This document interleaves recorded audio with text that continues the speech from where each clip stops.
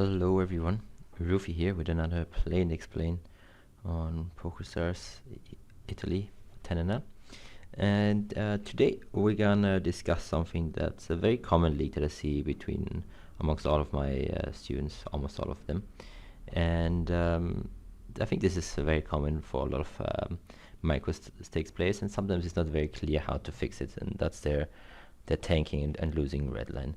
And I think what we're gonna do today might be a good exercise for a lot of you, and it's just gonna be playing a little bit overly aggressive in a lot of spots. And even though it's not 100% fair, and even though we might go a little bit over the top, just attacking in spots where we think we can get away with it, and maybe also being a bit stickier than you would normally be, especially when we play against recreationals or we play against where lines don't really add up, and we're gonna make some light bluff catches.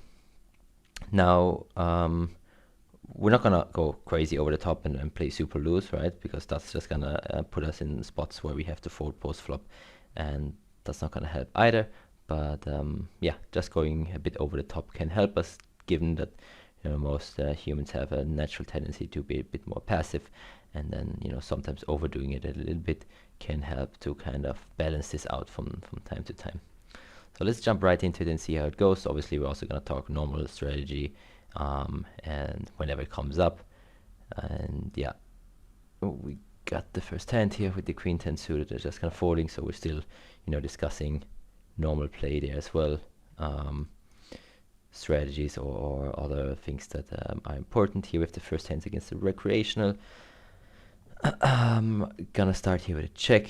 Keep it simple, no need to bet here, and then gonna depend a lot on his bet size. Turn again, right? We're just gonna check. We still beat a lot of his hands, and yeah, but we keep in mind that he did snap check back on the flop, so that caps in sort of. Now he goes for this small sizing. You have the option between call or potentially raise, right? We also want to keep that in mind, and I think that's quite a decent play here, given how capped he is. Going for quite a large raise here. We block the nuts. He could have 9-8 or pocket 8s, but not that much else. And yeah, just thinking here, call is definitely fine, not saying it's wrong, but keeping in mind the possibility that we have that we can always raise, and he did cap himself by checking back on the flop, especially that quickly, and he did just bet smaller in turn. How likely is it that he's gonna have a king or a pocket 8s there? So yeah, we have a decent hand, of course. 6-5 would maybe be a bit better, 8-7 would maybe be a bit better. And here, when we are against the recreational from the small blind, we're just gonna open raise, try to steal the blinds because they've maybe already snap folded. So also something to improve your red line. And yeah, pocket trees here, we're obviously gonna overcall here with one recreational, presumably here another one here. So that's great. Don't read too much into my tags or notes. They're probably pretty old and not up to date anymore. A7, we're also gonna defend here once the players decide to do something. Okay, so we'll call there. Wrong color, unfortunately. And against a large size, we're obviously folding, but playing aggressive doesn't mean to suddenly raise hands that make absolutely no sense or do something. So kind of stay in, keep the normal principles. So here we see a 1/3 c-bet even against two opponents here. Not great. Probably still fine to go for a small raise with those type of hands. I would prefer to have 4-3, but he's probably betting a lot of overcards that we can get him to fold. We have the 4 and the 5 that are working better for us. It's a bit scary that he was betting into 2. Now the 8 and 7, 7-6 connects. So we would be taking this a bit overboard there, but I think it's still fine to barrel here. It doesn't always have 5s or 4 here. 5s or 4 here. It did just call the flop quite quickly, which is a bit more scary. And now when all the other draws get in, we definitely want to use bluffs like this one. And unless he did river flush, I doubt he's gonna call us with a bear king. Could be, but I think this is the perfect run to fire 3-state barrel here, and we do get it through. So that's again slightly over aggressive, but we've been using the right principles. So this flop is one where he shouldn't be betting too much because we have 5-4 and 5s and 5-4 suited.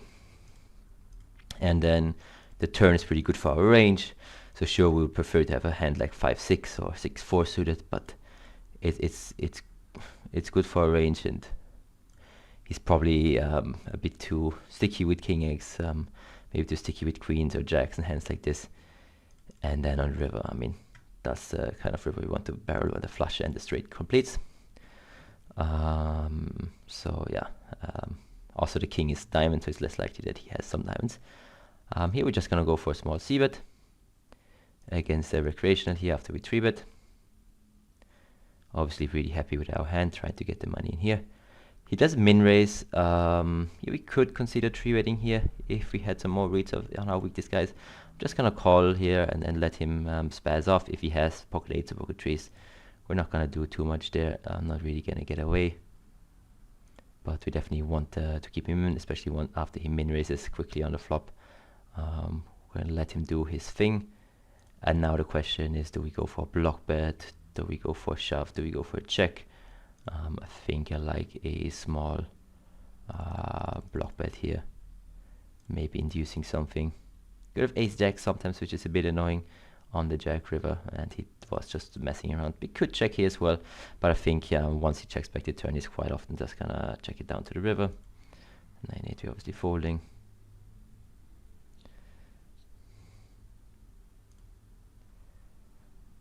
So yeah, feel free to comment down below how you would have played some of the hands, if you think I misplayed some, or also what you want to see in the future. 6-5 is kind of loose with this rake structure, but hey, face a small c-bet. We want to do a lot here.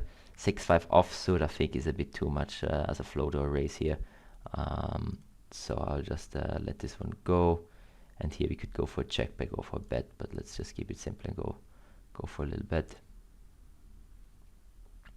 We get a call, we turn a straight, very interesting. We block the queen, so I don't hate checking back, don't hate going for a small bet again on such a texture. We get a fold here with the ace-10. We'll call against the 3-bet, and we'll just have to fold against the c-bet without the backdoor and a king high flop.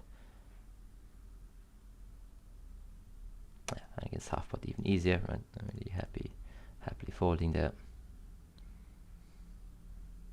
Opening the queen 10. Could go for a check or a bet here. Flop where either option is fine. Especially with queen 10, which is somewhat in the middle. I'll start with a check. There's a lot of potential bluffs that he could be having. He goes for somewhat half pot, and we're just gonna press check call on most runners. He did size up a little bit, which is gonna make his river range a bit less bluff heavy. And then once he checks back that quickly in turn, I think he's pretty capped. So I think we can go for a large bet ourselves. He's capped to an 8 or 6 very often, and those hands might be sticky given I have like king jack, queen jack, jack 9 type of hands that could be bluffing. Unfortunately, we just get a fold. And here we're obviously gonna 3-bet the recreational. Expect a lot of calls. We get a 10 high flop, which is good. We could check back, we could just bet. Don't hate checking back here, but I think I'm just going for bet. In theory, we would use half pots here. Don't mind sizing down a little bit here against the recreational with our particular hand, and then maybe size up with jacks, queens to potentially induce something. Now, of course, again, if he has a set here, so be it, he did raise quite quickly, but yeah, we will just call this. And this is the one turn where we could consider getting away. Also, he did jam quite quickly. So yeah, I think on the hearts we do get away and fold this. Don't think we're gonna be good here often. That's one reason we could check this behind on the flop. Okay, I think this is the same guy again. We go for a c-bet here. Call the 5-3 suited. He did just call now, so that's gonna make me quite a bit happier. and then where's the large bet without the backdoor? I think here we're still just calling. Here we're barreling, because our outs are quite good. Could go for a little donk here. Once in 9 pairs. Folding out his overcards. Maybe he's not gonna raise them. He does decide to raise. Interesting. So now he has hands like Jack 10 that could bluff raise. But I think we can fold our hand. We could consider going with 3-bet over the top here. Actually, I quite like that, because I don't see him having many 9x here. Yeah. So again here, you could even see my natural passiveness that just wanted to fold, because he's just going to have an overpair really often. But the problem is he doesn't really have a 9x, and we can have a lot of 9x here, right, in this position. You might have ace-9, king-9 suited, but we can have offsuit 9x as well. And going over the top there, blocking the pocket 3s, having an out to 3 still. And also he did raise rather small. I think it's barely half foot. Half foot c-bet if we wouldn't have dunked out. So I think going over the top here and then jamming on the river is gonna make it really tough for him to continue with his overpairs there.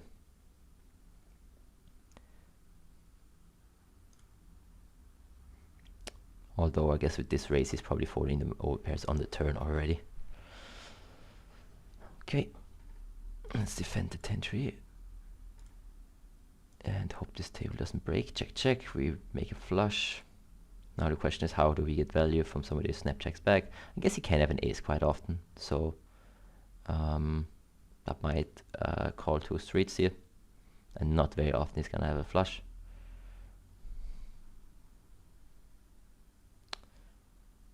The hands like this you could open from the small blind if you think your opponent is a weaker player. Oh, didn't mean to min open there. He 3-bets small. He's a bit shorter. 3-bet quite fast. This is really close. I guess given how short he is and that we... I think we can call. Wow. If there's one secret, then flopping trips definitely helps you, not only blue line but also your red line. And yeah, I mean, we're not gonna raise here, we're just gonna press the call button nice and quietly. And even now we're just gonna keep calling. I'm sure he's gonna have a 10 sometimes, but I don't think he's gonna jam that. He might have an overpair here, just randomly spazzing off. The chances are way too high there. And here with the 4s we're gonna go for a small c-bet, and yeah, he's just randomly spazzing off, so definitely keeping track of that. Probably by the small sizes. So here we did c-bet after we've ISO'd, and these hands are anyway good overbets in theory, but now in practice we want to use them as well. His range is somewhat kept with really strong hands there. We want to apply the pressure here, being a bit overly aggressive. And yeah, we take it down.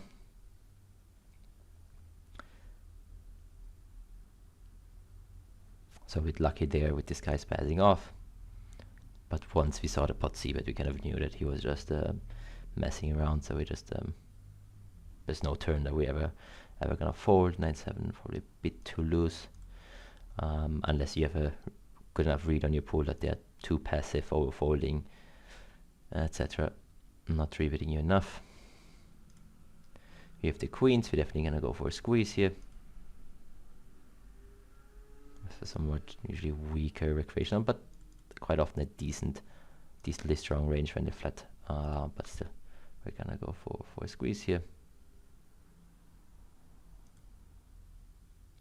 If you get a re-raise there, it's not great. In these positions, I'll just get a fold and another fold. Definitely not one where we just want to randomly 3-bet. I think we have to be a bit careful, even though we want to play aggressive, you know. Usually not against MP and under the gun at the same time. So the idea here is really to fight for small pots, not necessarily go for the large triple barrels or the check raises on the river, even though, you know, we gotta have to do them sometimes too, and know when to pull the trigger. But the thing that is actually keeping most of my students redline down is the fact that they are not fighting enough for the small pots. Maybe also pressing call, fold too often, not knowing which hands they should maybe fold a bit earlier, not knowing which hands they could maybe call down all the way to the river. Sure, also not 3-betting and stealing enough, like opening hands like this one, if there's recreationals behind, is gonna be fine. Trying to be a bit aggressive, really quick call.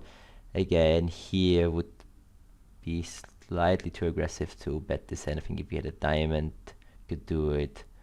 With a 4 or 5, you could maybe do it. I mind checking back, seeing a large bet.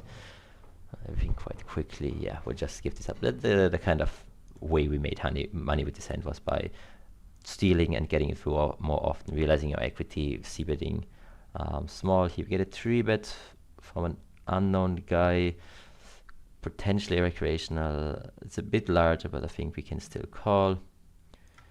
And check quite quickly. We're just gonna check call again on the turn. Could consider betting, but we normally just want to go for a larger size there. Don't think there's too much merit in going for a small size. And now we can definitely go for a small bet, getting value from 10s, 9s. Sure, he could have ace jack, but then we also lose a bit less here. So I think a small bet is still appropriate against those type of hands. And I don't think he's bluffing after he checked back twice, and now he raises super quickly. So he's saying he checked back a flush draw twice, or queens twice, or what on earth is he having? So I'm not believing this guy. I don't think we have much fold equity, like he's either bluffing or I don't think he's suddenly raising king queen. So I'm just gonna press call, and yeah, sure, he could have a flush. He could have queen x of clubs maybe sometimes, but the price is just too good to fold him. The chance he's just spazzing out is too high. So also here, right, like the price is just really good. We don't need to win very often. We don't start folding in spots like this one, right? Like we don't know this guy. This guy could have anything at this point. He just 3-bet us. He didn't filter his range. He has 6s. Probably just calling once this guy squeezes against too tight positions, and then here go for a bet or for a check. Let's go for a bet. So yeah, not folding in these spots, and then here we just go for another bet here. I think when I have the 10 or the jack, it's less likely he's bluffing with something like queen 10, jack 10, and he has a lot of weaker aces as well as maybe 8x. Sure, he's gonna have some 9x. But we're gonna find out 7 6s that you could call still. Well, there's a lot of missed draws that we have, and once he raises here, he's just gonna have both or trip 9s very often, especially to this sizing, right? That's very different to what we just saw here, where the guy checked back and then raised our small block bet and river. Here he called a big bet on a turn and facing another big bet on the river, where he's representing something really credibly. He raises large, right? That's a very big difference then to the hand down here, where he went check twice, and then we block bet, kind of inducing against a recreational, and then he suddenly raises where the flush draws on the flop, and he would have very likely either bet it on the flop or on the turn. Compared to the ace 10, where he can very likely have a turn 8 9 suited, or just trap a set on the flop. So, but yeah, very often just a 9. And also to bluff, he would need to take something like 6s off 7s and turn that into bluff, which don't really expect people at this limit, or even at 100 or 200 NL is very unlikely. Here again, if he had some reads, if we want to play a bit more aggressive, his hand is kind of on the edge, probably fine to do it. It's a bit more scary when he goes 3x without information, is that stronger than the normal 2x or something, but I think it's still going to be fine. And then I think here I'm gonna, we see a half pot donk. Same here, really close. Probably a bit worse here because yeah, it's a bit tighter. And here I think without the backdoor, but it's against the half pot. I think I'm still calling, and with the intention of bluffing once he checks to me on the turn. And if I think raising, I want the backdoor, and now that he does check to me, just think very often he's gonna have a pocket pair with don't block the 10x suited twice, but yeah, we're gonna start firing now. I think very often he's just gonna have a pocket pair that's gonna fold by the river. Ace-9 suited, kind of close against a small bet. Small 3-bet, but I think still folding with the rake in these positions. Could consider 4-betting as well, but I think that's just not the right way. Right? We'd rather make money in spots like this one where our opponent is kind of randomly doing something. Right? This board is really good for me, so why is he leading out there? It doesn't make a lot of sense. We have all the stronger hands, so not something that we should allow. The question is more, do we make more money raising now and then barreling, or do we just call and then, you know, see what he does on a turn? Because he could have a decently strong range here. King 9, I think versus 3x is actually best to just fold right away.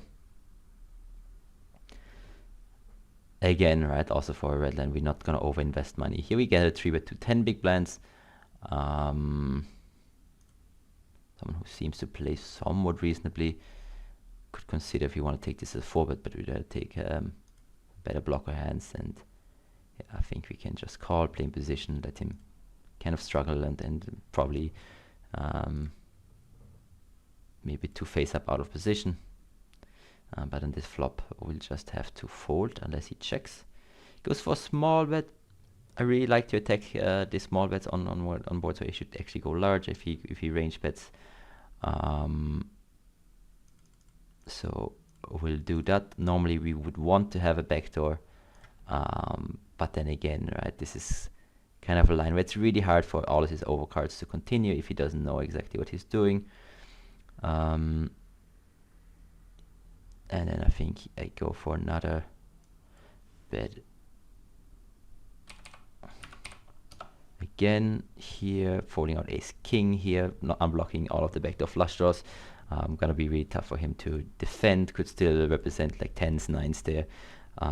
Would he go small with an overpair on the flop? Maybe, if he's just range betting, but very often he's not gonna have this. And again, here this is more of a principle play, slightly going over the top, maybe overdoing it a little bit. 9-6 here is close, but I guess with this guy who's maybe a bit crazy, you can call it. He goes for large bets, which is strange here. Normally he would raise against a small sizing, kind of attacking his weakness like he did here, but now he goes for a larger bet. I think we just call, and then maybe do something on turns. He goes for small bet, tempted to raise there. Yeah, I think we go for a small raise here. Here we're gonna check with the force. Check back. We could consider turning this into a bluff. And then he could have some better pocket pairs, but I think I'm still going for a small value bet here against his ace highs, missed draws, maybe some weaker pocket pairs. And I think the force, we're just gonna be checking there. And we do get some value. And we do win this one here as well. And we win against king jack. Interestingly that we see a large c-bet here. So he, and before a small bet, and with the force, with the 6x we did get called by deuces. So we could have also gone for a larger bet, but I think this guy might, you know, do some bluff raises, just because we've seen that earlier in the 3-bet pot. Oh, 1 second, guys. Hash me? Ja, hash me, hoi. Ah, perfekt. Ja, hoi. Kan je opletten halen nou toch? Alle? Was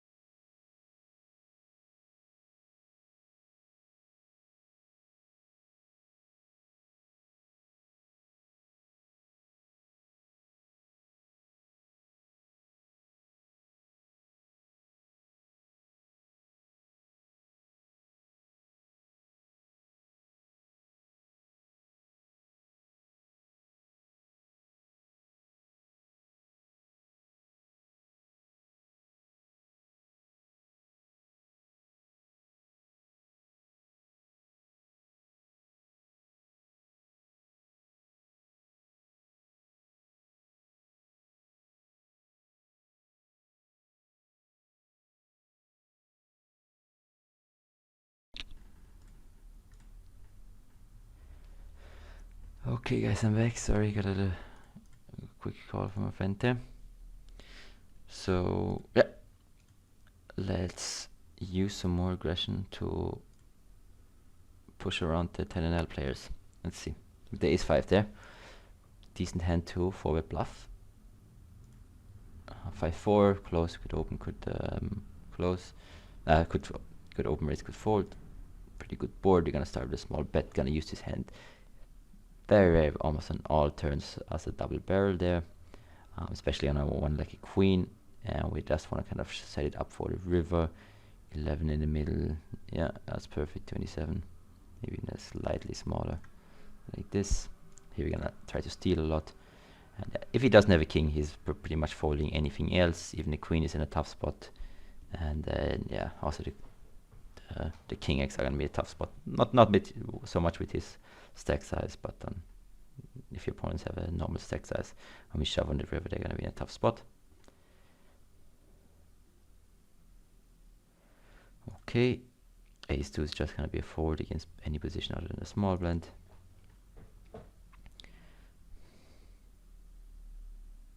Pocket 5s there against one recreational, it seems, and then one regular.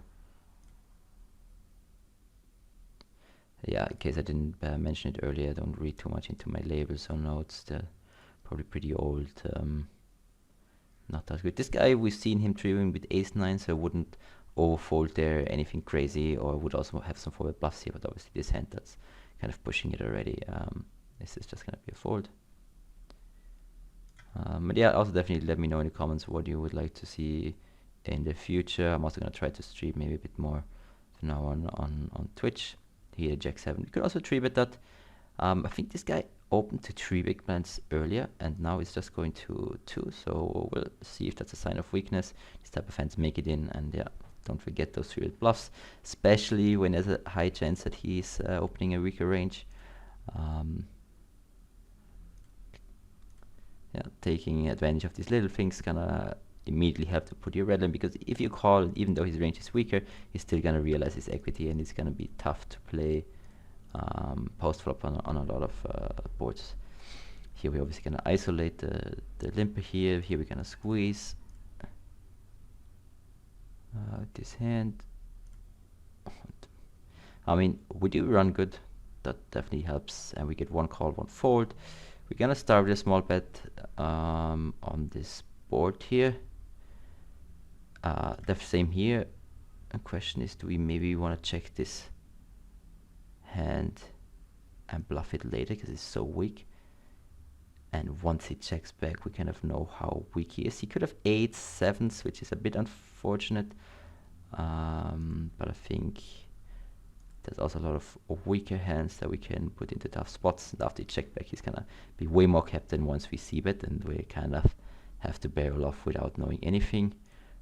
Yeah, here we are gonna raise. Seems quite weak. I want to keep in him. I want to. Also, his stack is not that deep. The flush did came in, so I definitely don't want him to fold a 9 or other pocket pairs here. And the idea here was to, yes, to be aggressive, but not to. And here, I think the best chance is just to jam and hope he calls off worse. Now that he donks out again, although small, the problem is he can have a better 4 than us, and if we jam, he would need to call us with worse than trips, which seems difficult. He could have king X of clubs. Maybe that would make sense for this line. That probably also calls us. I guess you have to go for the thin jam here, although we might value own ourselves, but I think it's quite likely he has king X of clubs, maybe ace-9 type of hands. We hope to fade the snap. Yeah, and he has the nut flush. Okay. Yeah, so this can happen, but I think he's gonna have some worse hands there too. We're not folding. We could call him in donks at turn. Not really a strong sign. Here we face a really small 3-bet, so we're definitely calling. Good 4-bet bluff as well, but these ranges are usually quite strong, so I'd rather just call and realize my equity for that price. And just to come back to this ace-5 here, the idea was to, and he against half, but we need to fold. If you go small again, we can do things, but this range is just gonna be too strong. And here the idea is that yes, we want to be aggressive, but randomly triple barreling off this hand, but he could have ace queen suited 9-6s. Seems a bit risky, and by checking we allow him to cap himself by checking back, and then we can attack him with large bets. The 8 kind of uncaps him again. That's why I didn't go for a larger bet, but also my hand doesn't really have much going for it, but yeah, I think it's still then fine to bluff.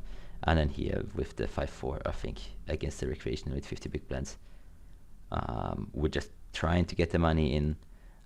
It's not ideal when he donks out on river, but as I said, like he can still have random king jack, king 10 of with one club, maybe ace 9, maybe king 9, those type of hands that do call off. Especially small donks are usually not so strong. This case obviously I was wrong, but yeah, we wanna, I think, still jam there for value. The 4 is always gonna be call, and the queen 10 against under the gun as well. With the 4s here, we're just gonna be checking, really large sizing there. I think we can just straight up fold this hand. This guy seems on the tighter side. We block the bluffs. We're gonna have to fold every turn basically. I think we're just gonna save the 4 big blinds there and not really show down. If he has a flush draw, we're not that far ahead. Here he checks and then goes half pot.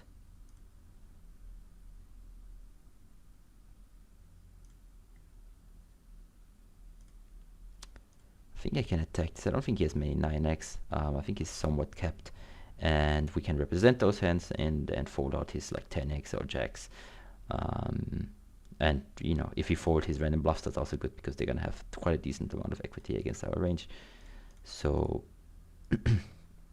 again, just attacking these lines where it's quite likely that they're gonna be pretty weak. Here we are deeper, so I don't mind calling deuces. And then here I will just go for a smallish c-bet on a king 7-5. Could also check back here. This board is definitely not a range bet, and unfortunately we just have to fold. Here we face half pot, which is a good sizing. With the spade in hand, I think we do just call. And we have a lot of bluffing opportunities on an 8, a 9, a 7, a 6, a 5, a 4. The 10 is unfortunately not that great. He can have 10x, he can have overpairs now, and some random overcards. If he checks, maybe a small bet might be nice, putting these overcards into a tough spot and kind of trying to lose the minimum against. Here it goes check. We're just gonna check again here with our showdown value. Could check behind too, but I just hope that he's playing passive enough. And wow, what a river. And then here he's gonna have some jack X, but yeah, we just need to bluff our 5 high. And then the question is here, do we jam or do we call? He's never folding a 10, but he's also not check calling a 10 that quickly on the turn. We do have a lot of missed bluffs, and he might get sticky with aces or kings. We have overcards with back to flush draw with 9-8, 6-5. There's a lot of missed draws. The deuce is a real big blank. So I think I'm just gonna go for max value here, and yeah, I hope he's getting sticky with his aces or kings, and even with jacks. So that's great. We did get paid off there. Bit of the advantage of playing deeper with these hands. So the idea is just that I mean, there was no aggressiveness or whatever. This was just a small protection bet on a turn. Given that he's probably not going to check raise his overcards on the turn, check raise bluff them. The a6 we're just going to be checking it back, and here against half pot we fortunately need to fold. And then river, yeah, we just hope he gets sticky. He goes half pot. Don't mind check raising this. He has a lot of bluffs that could go into this line, and we could maybe fold a 10. Yeah, bizarre to say, but if we want, we could have some check X that checks back this turn, given that the 8 came in. And he has a lot of potential bluffs here. random clubs and 8x that we all unblock. So I don't hate it. We could have pocket deuces, of course. Would have been better if the river was like a 6, a 7, obviously a king or a queen. But I think it's still fine. Here we face a 3.5 open, a 3.5 call. I think this just goes into the muck. And then the same with ace 3 here. I think we generally want to be the one putting the aggressiveness on and not defending, where it's just really hard to, when the range is too strong, you know.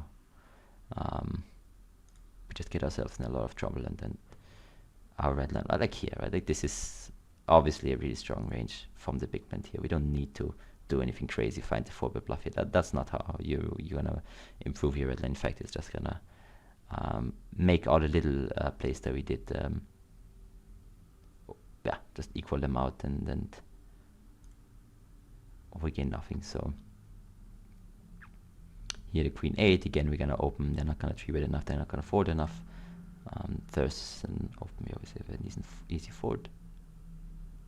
I'm gonna make it a bit longer because I had to cut out this little part in the middle where I received the call.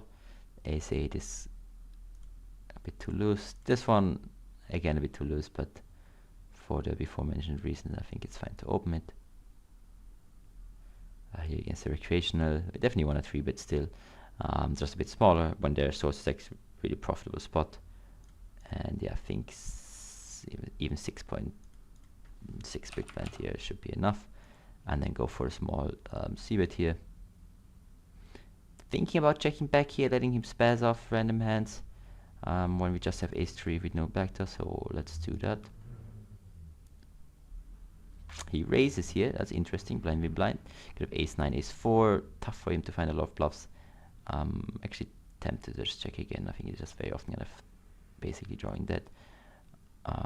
Yeah, therefore I'm just gonna call. I think he's not gonna have enough bluff raises, and then betting the river once here. Otherwise this hand would obviously be fine to 3-bet as well. Now on the turn it gets interesting. Problem is he doesn't have a lot of bluffs. We're not really getting him to fold ace 9 or ace 4 on such a brick. 5-3 gets there, so I think we do just call. Hope we're ahead of better diamonds now, so I don't think raising is going to accomplish too much, and we get a little donation there. He checks back, which is interesting. Don't think he ever checks back a strong hand there. And we have pretty nice blockers. If he has like a jack X of diamond, I want him to fold out. If he has ace 10 or something, I want him to be in a tough spot. Seems like our aces got cracked. And we have a lot of really strong hands there. Tanking so long is obviously not a great sign. Could see him calling there quite a bit. Maybe finds the hero at king 10 high. That would be fun. But yeah, I think now he's just gonna call after he's tanking so long. No, he actually finds the fold. So yeah, he's just never checking back a strong hand here, which makes him quite capped. But the problem is he does not bluff raising a lot on this flop, so it's quite tough to actually get a fold. So like, he probably did have a decently strong ace, like ace 10, ace 8, maybe a jack X of diamond that decided to raise the flop and then check back on the turn to realize its equity, and then I just don't want to lose here with the deuce X.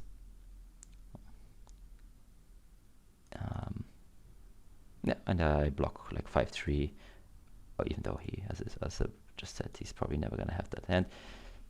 Against the recreation, I prefer a small bet and then follow it up with a larger bet, but yeah, this board could also be fine as a large bet right away. With the diamonds and the spades coming in, I think I'd rather put this line to the check back than the barreling line. Gonna raise here and yeah, go for the late bet now.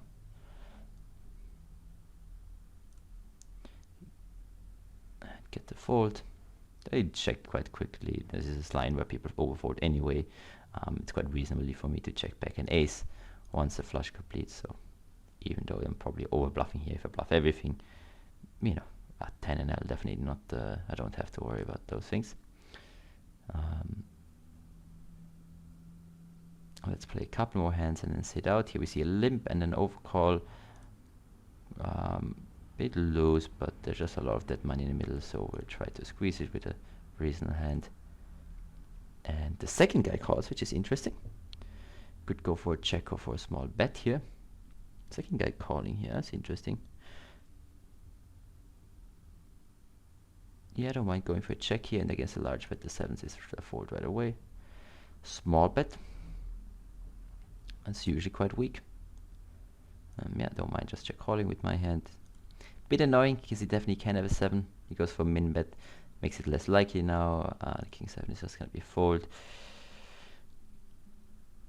Gonna call and then donk on some blank rivers to get value from weaker pocket pairs, but unfortunately check. We just need to call check because he could be bluffing with a hand like king jack, queen jack. He checks back his jack 10, so yeah, I'll read to the right that this was a weekend, but unfortunately he rivered us there. And yeah, let's hit out the next big blind. Did jack 7, bit loose, jack 8 would normal be, but we have a recreational here. People are probably a bit too passive, so it's gonna be fine. Trying to steal a bit more. Opening the 10-9. See if he can get some revenge for the suck out. Decent board. Starting with a bet, gonna barrel a lot of turns because he's gonna float wide with ace high, king high, and yeah, I mean, this one obviously, but pretty much any turn is pretty nice to barrel here. Fold out his ace and king high. He is a bit closer, but this guy seems quite tight. And yeah, we're gonna bet again here in the river, and sort of just wrap the queen. I don't think we need to go much larger. Could also jam.